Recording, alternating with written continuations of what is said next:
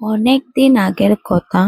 পাহাড় আর নদী ঘেরা একটি গ্রামে বাস করত দুই বোন, রূপা আর শিউলি। রূপা ছিল বড় বোন। সে ছিল খুব সুন্দরী, কিন্তু ভীষণ অহংকারী। নিজের রূপ নিয়ে তার গর্বের শেষ ছিল না। আর ছোট বোন শিউলি ছিল সাধারণ চেহারা, কিন্তু খুব পরিশ্রমী, নম্র আর দয়ালু। তাদের বাবা মারা যাওয়ার পর সংসারে অভাব নেমে আসে। শিউলি দিন রাত পরিশ্রম করে সংসার সামলাতো, আর রূপা কাজ করতে চাইতো না। সে ভাবতো তার মতো সুন্দর মেয়ের কাজ করার মানায় না। একদিন গ্রামের ধনী মহাজনের বাড়িতে কাজের সুযোগ এলো। শিউলি সেখানে কাজ করে কিছু টাকা রোজগার করতে লাগলো। তার উপার্জনে সংসারে একটু সুখ ফিরে এলো। কিন্তু গ্রামের লোকেরা যখন শিউলির প্রশংসা করত, তখন রূপার মনে হিংসে জেগে উঠত। সে বলতো, আমি এত সুন্দর, অথচ সবাই শিউলির প্রশংসা করে কেন? দিন রাগে ক্ষোভে রূপা শিউলির জমানো টাকার থলি লুকিয়ে ফেললো। সন্ধ্যায় টাকা না পেয়ে শিউলি খুব কাঁদলো, কারণ সেই টাকা দিয়ে মায়ের ওষুধ কেনার কথা ছিল। তবুও সে কাউকে দোষ দিল না। পরদিন গ্রামের হাটে যাওয়ার পথে শিউলি এক বৃদ্ধাকে রাস্তার পাশে অসুস্থ অবস্থায় পড়ে থাকতে দেখল।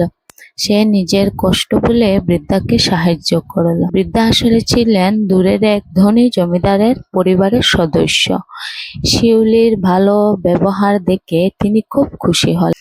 কিছুদিন পর তিনি শিউলিকে নিজের বাড়িতে কাজের দায়িত্ব দিলেন। শিউলিও সততা আর পরিশ্রম দিয়ে সবার মন জয় করে নিল। ধীরে ধীরে তার ভাগ্য বদলাতে শুরু করলো। এদিকে রূপা শুধু অন্যের সুখ দেখে হিংসা করতে লাগলো। একদিন সে শিউলির বিরুদ্ধে মিথ্যা অপবাদ দিল যে শিউলি নাকি জমিদারের টাকা চুরি করেছে। কিন্তু তদন্তে সত্য বেরিয়ে এলো। সবাই জানতে পারলো রূপাই মিথ্যা কথা ছড়িয়েছে। সেদিন গ্রামের লোকজন রূপাকে খুব অপমান করলো। রূপা কান্নায় ভেঙে পড়ল।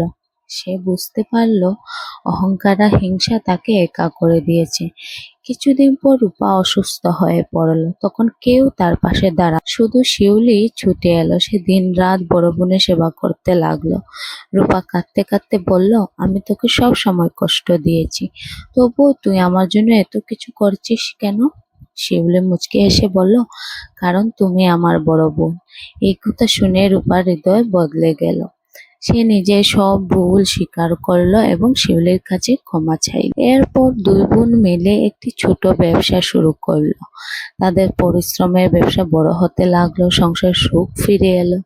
কিছুদিন পর গ্রামের জমিদার তার দুই ছেলের জন্য রূপা এবং শিউলির মায়ের কাছে বিয়ের প্রস্তাব দিল। কয়েকদিন পর রূপা এবং শিউলির বিয়ে হয়ে গেল জমিদারের দুই ছেলের সাথে। শ্বশুরবাড়িতে দুই বোন খুবই মিলেমিশে সংসার সামলাচ্ছিল।